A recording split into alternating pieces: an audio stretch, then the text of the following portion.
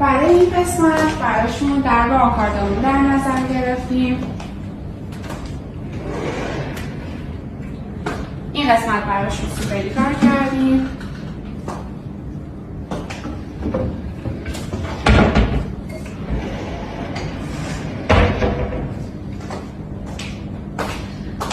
برای یخچال براشون یخچال توکا رو در نظر گرفتیم و جذاب‌ترین قسمت آشپزخونه پنتری مخفیشون هستش.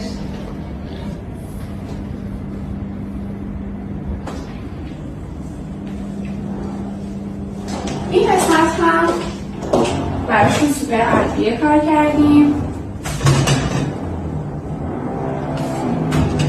و این قسمت سوپرمارکت.